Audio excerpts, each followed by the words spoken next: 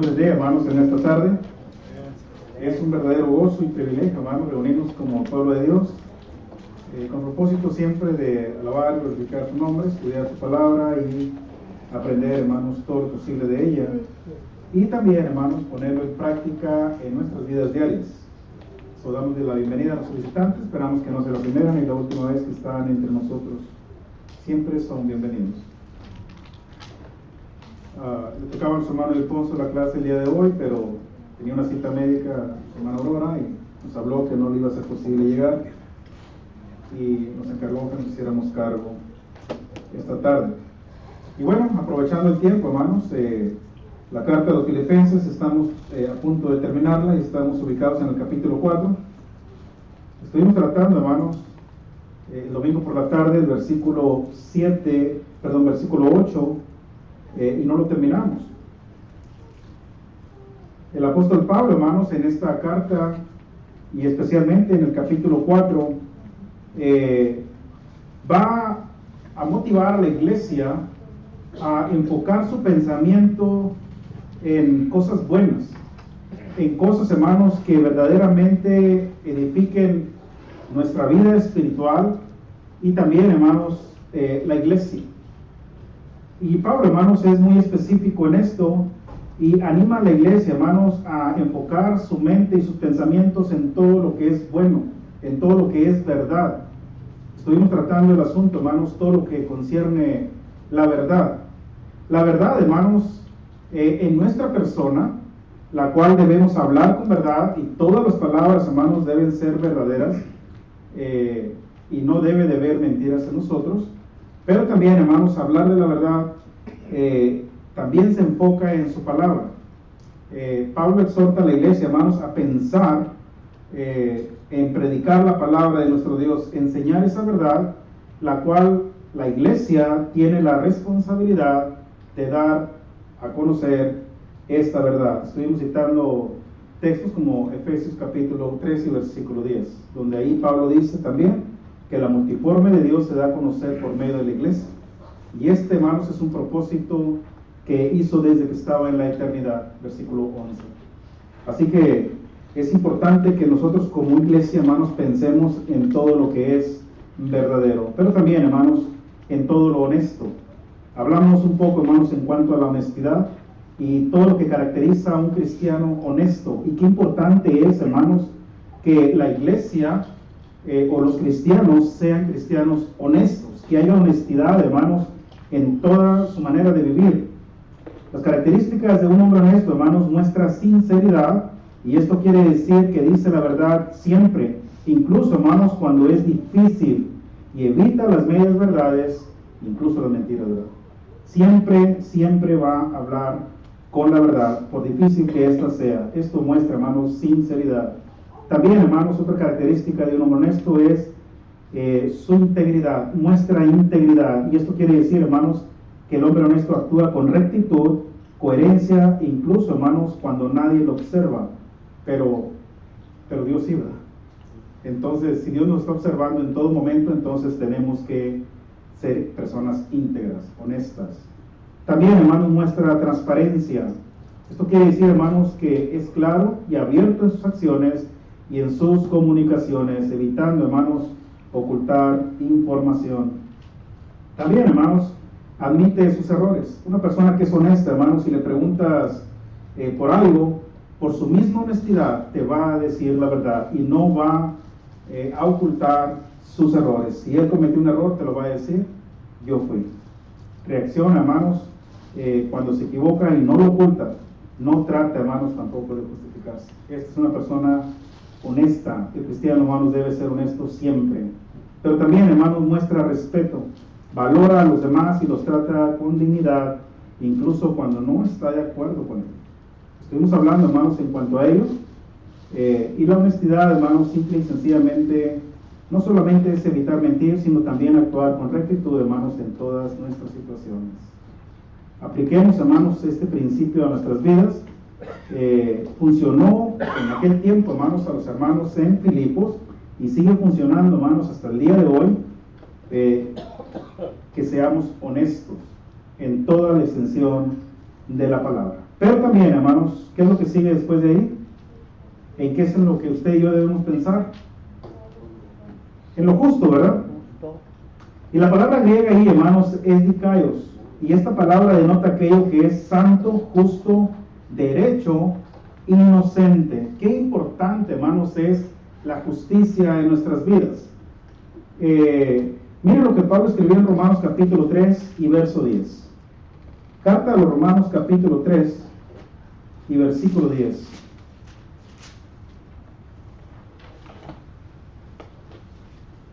Como está escrito, no hay justo, ni a uno. Y aquí Pablo le está escribiendo ¿a quién? ¿A quién? A la iglesia, ¿verdad? Entonces, la pregunta, hermanos, que tengo para ustedes, cuando Pablo escribió en este pasaje, no hay justo ni a uno, ¿incluye a la iglesia también? ¿La incluye o no la incluye? ¿Quién dijo eso? La hermana dice que también, la hermana Ana. ¿Qué dice usted, hermano? ¿Vale? Que deberíamos de ser todos, como dice la... Pablo dice que no hay justo ni a uno. Ajá. Y la pregunta es, ¿incluye también a la iglesia? ¿No, Raúl? No somos perfectos. Una Linda dice que no. ¿No incluye a la iglesia, hermano? ¿O sí la incluye?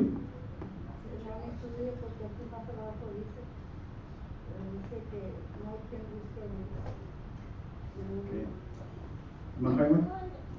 Bueno, pues aquí en el 9, hermano, aquí dice que pues somos nosotros mejores que ellos, de ninguna manera, pues ya hemos acusado a judíos y a gentiles que todos están bajo pecado. Okay. Dijo Jesucristo, no todo es... Mira, hermano, el hombre desde que pecó, todos pecaron y están destituidos de la gloria de Dios. Todos. Cuando Pablo dice no hay justo ni a uno, no hay quien haga lo bueno, no hay quien busque a Dios, no hay quien entienda, dice el 11, no hay quien busque a Dios, todos se desviaron a una, se hicieron inútiles, no hay quien haga lo bueno, no hay ni siquiera uno. Pero, hermanos, pero aquí Pablo se está enfocando en las personas del mundo. La iglesia, aquellos que han muerto el pecado y que han nacido de nuevo, han sido justificados. La iglesia es justa, hermanos. La iglesia es justa porque Cristo la justificó. En Romanos ahí mismo, capítulo 5 y versículo 1, nuevamente Pablo escribiendo a la iglesia, justificados pues por la fe, tenemos paz para con Dios por medio de nuestro Señor Jesucristo. En primera carta a los Corintios, capítulo 6 y versículo 11, ¿qué dice? Por favor, hermanos, ayúdenme con la lectura. Este día anduve mucho en el sol y yo no estoy bien todavía de mi vista y batallo para leer.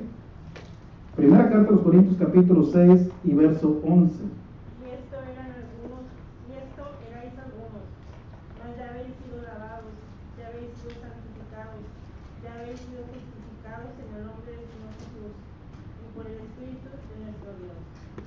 Ya habéis sido justificados, ¿verdad? Y ahí Pablo está mencionando, si lee los versículos anteriores, está mencionando una serie de pecados que la iglesia tenía estando en el mundo. Lo que había practicado, y lo dice, mas estos erais algunos de vosotros, ¿verdad? Mas ya habéis sido lavados, mas ya habéis sido justificados. La iglesia, hermanos, la iglesia es justificada porque Cristo la justificó. Cristo la lavó, Cristo la purificó. Entonces, para poder hacer una nación santa, un pueblo querido por Dios, un real sacerdocio, teníamos que morir, hermanos, al pecado, teníamos que nacer de nuevo para poder ser parte del reino espiritual del Señor. Y en ese momento nos justificó. Por eso Pablo dice en Romanos 5:1, justificados pues por la fe, tenemos paz para con Dios. Entonces, nuestro hermano Raúl decía que no somos perfectos, y en esto tiene toda la razón, pero somos justificados, somos santos, hermano. La iglesia es santa. Una vez le dijeron a un hermano, ¿usted se cree santo, hermano? Por la gracia de Dios.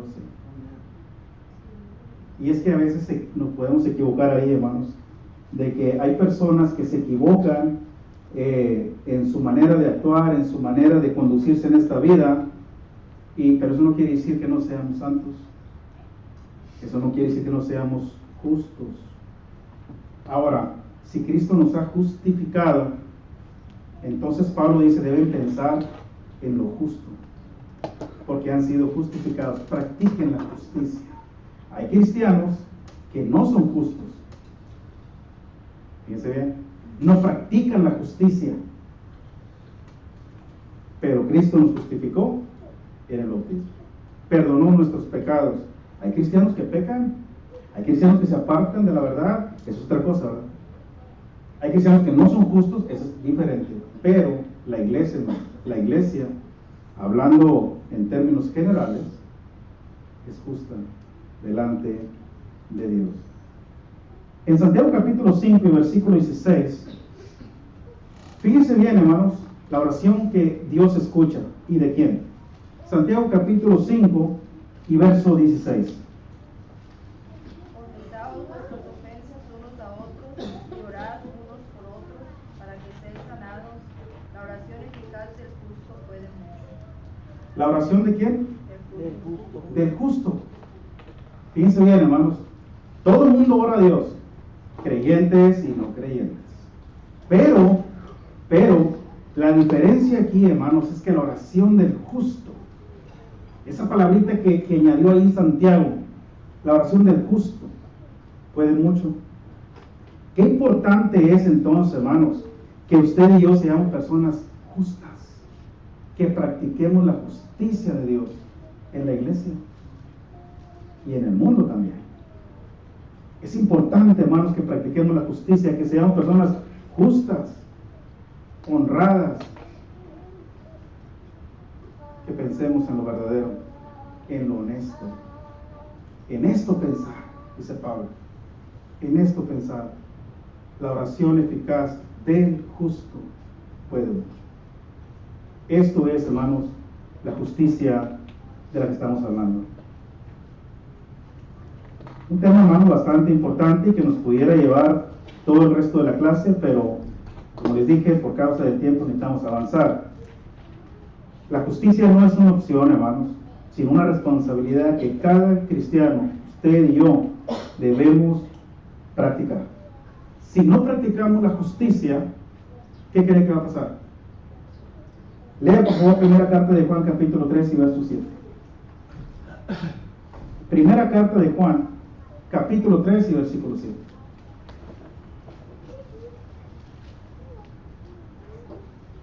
Hijitos, nadie os engañe.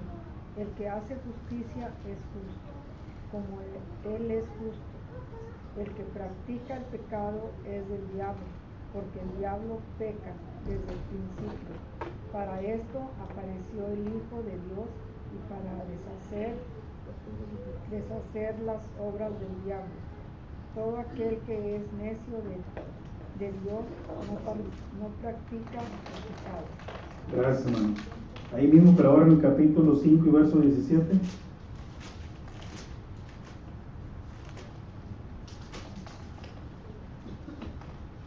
Toda injusticia es pecado, pero hay pecado no de muerte.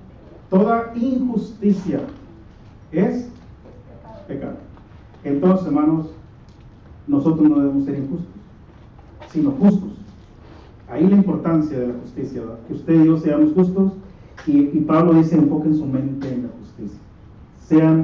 Piensen en lo verdadero, piensen en lo honesto, piensen en lo justo.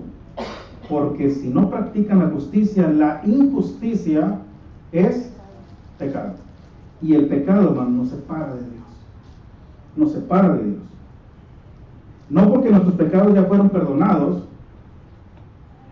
No quiere decir, hermanos, que no vamos a perder nuestra salvación. Eso no quiere decir, hermanos, que no nos podemos separar de Dios. El pecado nos puede separar de Dios. Por eso es importante que cuidemos nuestras vidas, que cuidemos nuestra conducta espiritual, cómo nos estamos conduciendo. Pensar en lo bueno, pensar en lo honesto, pensar en lo justo. ¿Qué tan importante es? ¿Cómo estoy practicando yo la justicia? ¿Estoy siendo yo soy un cristiano justo o injusto? ¿Y qué importante es esto, ¿no? Qué importante es esto, la justicia. Nosotros, hermanos, hemos sido llamados, hermanos, para practicar la justicia. El apóstol Pablo, hermanos, escribe en la primera carta a los Corintios, capítulo 6 y versículo 9. ¿Alguien que lo lea, por favor?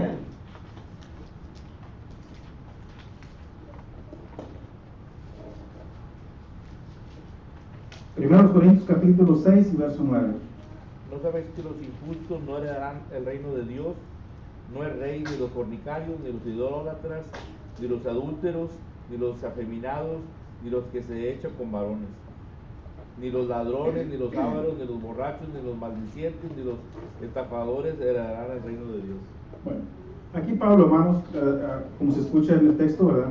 Obviamente que no van a heredar el reino de los cielos todos los que hacen estas cosas, pero menciona a los injustos. Primero, lo pone en la primera lista. Los injustos no van a heredar el reino de los cielos. Y ahí se lleva también a los cristianos. El cristiano que no es justo, y que es injusto, que es mentiroso, que habla mentira, no va a heredar el reino de los cielos. Tengamos cuidado, hermanos, tengamos cuidado de no practicar la justicia. Esto sería pecado. Seamos justos, hermanos, siempre. Nos vamos a equivocar, sin duda alguna.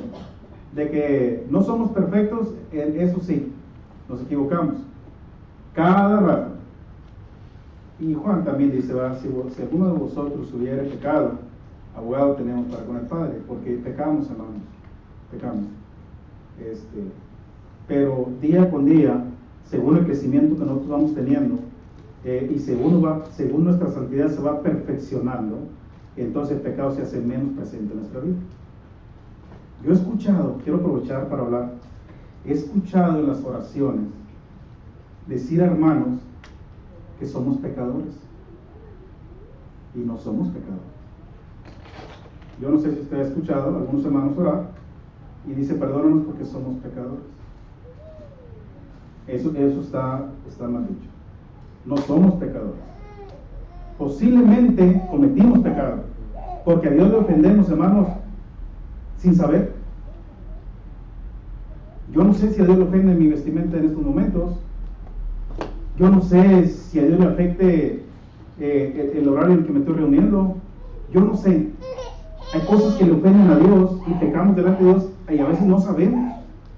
Es importante que en nuestras oraciones le digamos al final, si hemos pecado, ya sea de hecho, de palabra, de pensamiento, perdónanos. Pero es bien diferente decir que somos pecadores, porque un pecador practica el pecado, y que es nacido de Dios no practica el pecado. El que es nacido de Dios. Entonces es bien diferente, hermanos, practicar el pecado a caer en pecado. Y cuando Cristo dijo, si alguno de vosotros hubiese pecado, abogado tenemos para con el Padre.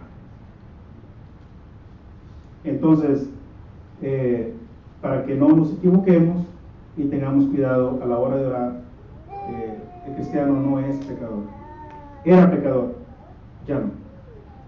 Puede caer en pecado, sí, pero son fallas, hermanos, que vamos teniendo y que lo vamos a ir corrigiendo día con día. Quería aprovechar para hablar eso, nada más en cuanto a eso. ¿Qué más, hermanos? ¿En qué más debemos pensar usted y yo? ¿Qué es lo que sigue ahí? En lo puro. Viene de la palabra griega, hermanos, áganos, que denota, hermanos, aquello que es inocente, perfecto, modesto, casto, limpio. Un cristiano, hermanos, puro, se caracteriza, hermanos, por la pureza de su corazón. Ahí es donde va a mostrar verdaderamente, hermanos, un cristiano que es puro, que se mantiene limpio, íntegro, va a mostrar, hermanos, su pureza en el corazón, la integridad, la obediencia a Dios y la imitación de Cristo.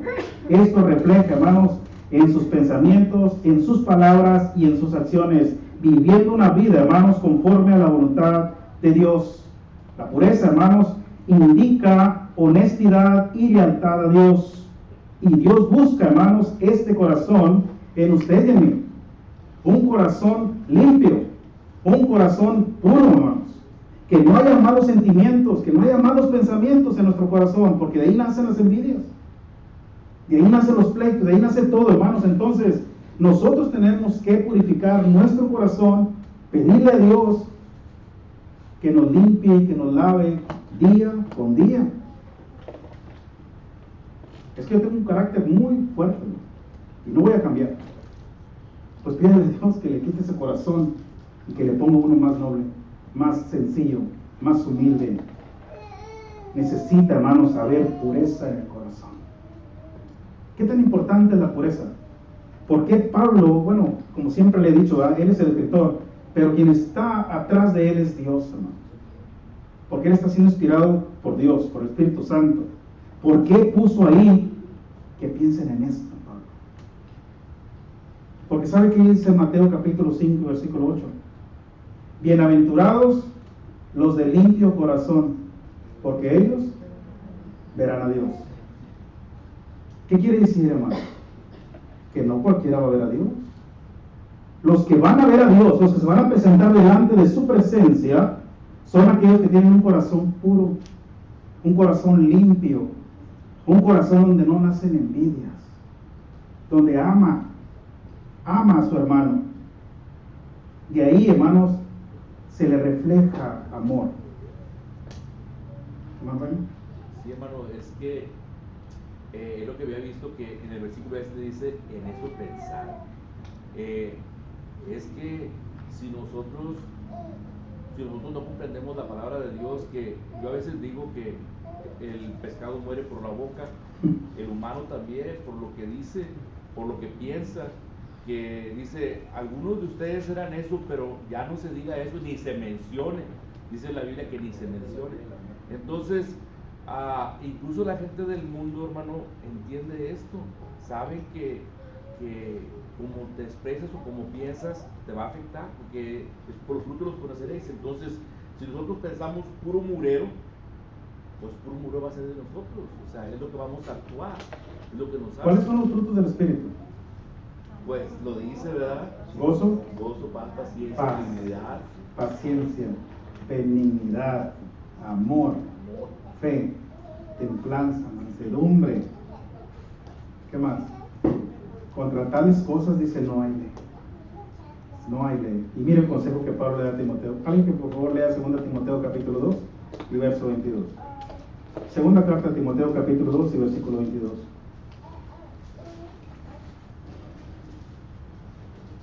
Huye también de las pasiones juveniles y sigue la justicia, la fe, el amor y la paz. Con los de corazón limpio invocan al Señor. Con los de corazón limpio invocan al Señor. Huye de las pasiones juveniles y sigue la justicia, la fe, el amor y la paz con los que de corazón limpio, juntamente con ellos, invocan al Señor. ¿Quién puede invocar a Dios, hermanos? Esto es un estudio muy, pero muy profundo, hermanos, porque nosotros le pedimos a Dios, invocamos a Dios y tenemos un corazón limpio. ¿O hay pecado en él? Hay malos deseos en él, hay malos pensamientos en él. Entonces, hermanos, por eso Dios busca verdaderos adoradores. Dios busca corazones purificados, corazones limpios, que invoquen su nombre. Los que verán a Dios van a ser los de limpio corazón. Seguir la paz con todos y la santidad, sin la cual nadie verá a Dios. Entonces, hermanos, debe haber santidad, hermanos, implica limpieza. No debe haber pecado, hermanos. Habla de limpieza espiritual. La iglesia por la cual Jesucristo viene es una iglesia limpia, pura, sin mancha, sin arruga, sin contaminación, para presentársela a sí misma, a sí mismo, perdón. Esa es la iglesia por la cual Cristo viene por segunda vez, Efesios capítulo 5, verso 27. Qué importancia es que usted y yo tengamos un corazón limpio, puro. A eso se refiere, hermanos. Piensen en eso. Pablo dice, en esto pensar. Así que si nuestros pensamientos son impuros, entonces no podremos, hermanos, sinceramente y bíblicamente, no podremos entrar al cielo. Apocalipsis capítulo 21 y verso 27. Apocalipsis capítulo 21 y verso 27.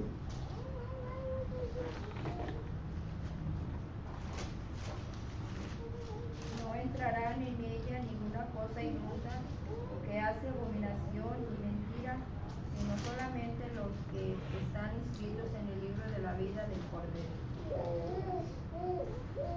Dice el capítulo 19, hermanos, verso 7, gocémonos y alegrémonos y démosle gloria, porque han llegado las bodas del Cordero y su esposa se ha preparado, y a ella se le ha concedido que se vista de lino fino, limpio y resplandeciente, porque el lino fino es las acciones justas.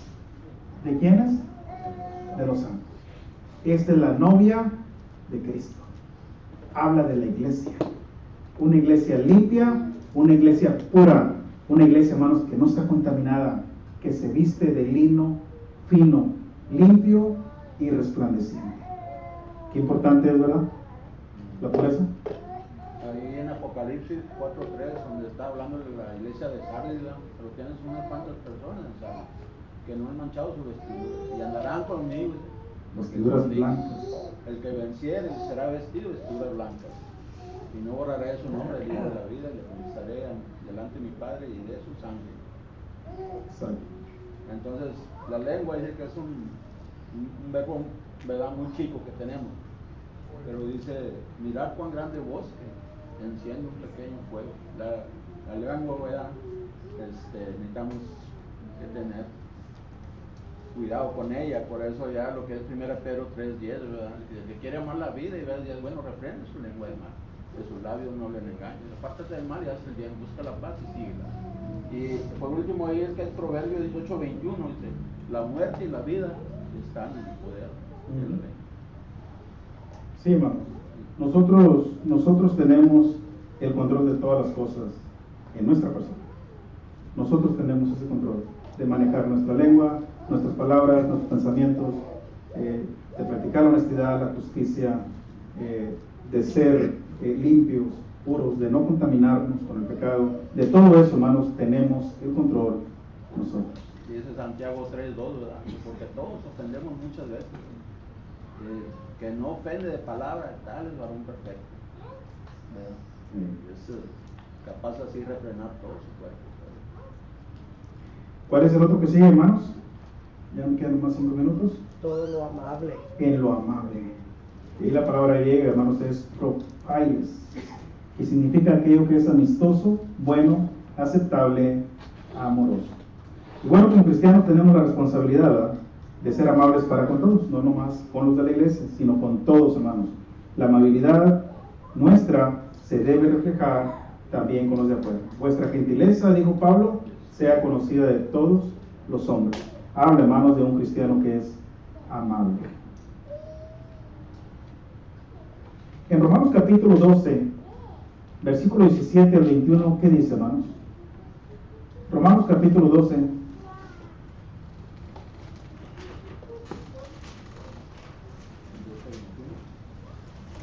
17 al 21. No paguéis a nadie mal por mal.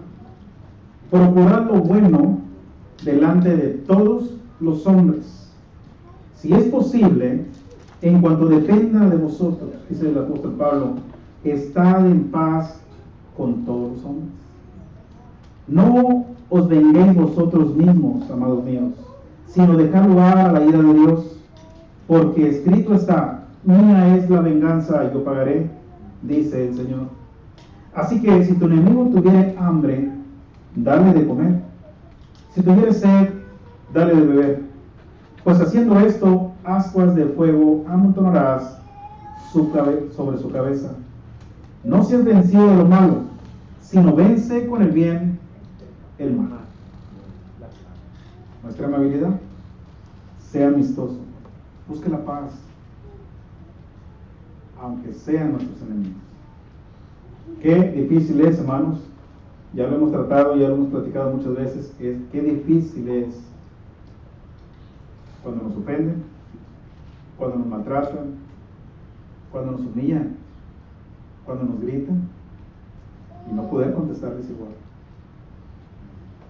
Y luego cuando vemos que está padeciendo por necesidad ese hombre, que nos gritó, que nos maltrató, que nos humilló, todavía vayamos nosotros y le ayudemos. Qué difícil es, ¿verdad? Bueno, esto es lo que el Señor demanda de ustedes. Hermano, ahí lo que es Mateo 5:16, donde dice: hombre o salud delante de los hombres, haciendo buenas obras, ¿verdad? Para que miren y glorifiquen a Dios por ello. Jesucristo nos demanda, hermanos, que amemos a nuestros enemigos, a nuestro prójimo como nosotros mismos. Si nuestro prójimo es verdaderamente esa persona que nos maltrató, Él es nuestro prójimo. Como cristianos, hermanos, tenemos el privilegio de mostrar esta virtud delante de los hombres, ser amables para con todos. Ahí, hermanos, se identifica un verdadero cristiano. Por eso es que somos luz, por eso es que nosotros somos la sal de la tierra, por eso es que nosotros resplandecemos como luminares en medio de una generación maligna y perversa. Por eso, porque somos buenos, somos honestos, amamos la verdad, hay pureza en nuestro corazón y somos amables con los hombres. Hermano, ¿me permite? ¿Sí, hermano? Es que, como dice usted, sí es muy difícil amar a tu enemigo, ¿verdad? Y cuando a un enemigo le pasa algo, nos da gusto, que porque le pasó esto, le pasó aquello, qué bueno, se lo merece, dice uno, ¿verdad? Bueno, así dice el mundo, pues. Uno no puede pensar así porque, Cristiano, ¿verdad? Entonces dice, qué bueno que le pasó eso, porque me ha hecho mucho mal, me ha hecho esto, y si le va mal y se enfermó, también le da gusto al enemigo, al otro. qué bueno. Eso es malo. Y tristemente, hermanos, tristemente, dentro de la iglesia se llega a pensar así, ¿eh? En aquellos que son inmaduros, en aquellos que no han crecido, en aquellos que no han sido transformados, se piensa así. Por eso Pablo, hermanos, es muy específico. Es muy simple, es muy claro, pero encierra un trasfondo tremendo, ¿no? Las cosas que está mencionando aquí tiene un trasfondo, hermanos, muy grande. Y luego dice: en esto pensar. Y cuando nos ponemos a pensar en estas cosas, hermanos, nos vamos a dar cuenta que nos falta mucho por cambiar. Nos vamos a dar cuenta que nos falta mucho por hacer. Lo que Dios demanda, hermanos, de ustedes. En todo lo que es de buen hombre, si hay virtud alguna, en esto pensar. Y cuando Pablo dijo esto, hermanos, se refería a tener nuestras mentes ocupadas en todas aquellas cosas que tienen buena reputación. Y todo, hermanos, lo que hemos mencionado hasta el día de hoy, tiene buena reputación.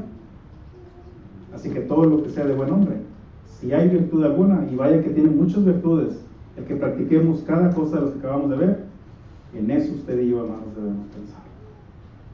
El tiempo se terminó, hermanos. Me hubiera gustado haber entrado al versículo 9, porque el versículo 9, Pablo nos da una grande lección de vida. Una grande lección. Y como ya no hay tiempo, pues no lo quisiera tocar porque nos vamos a quedar nomás ahí comenzando. Pero Dios nos dará la oportunidad, hermanos, de seguir estudiándolo. ¿Cómo es que Pablo dice que le imitemos? Y ahí tenemos bastante que aprender. Vamos a cantar un canto, hermanos. Con esto damos por terminada nuestra clase. Ya nuestro hermano está listo para dirigir el himno. Si alguien está necesitado de las oraciones, estamos para ayudarle. Ponga su petición delante de Dios, delante de la iglesia, y la iglesia estará orando en favor suyo. Vamos a cantar. Vamos a ponernos de pie. 164, vives tú solo por Cristo Jesús.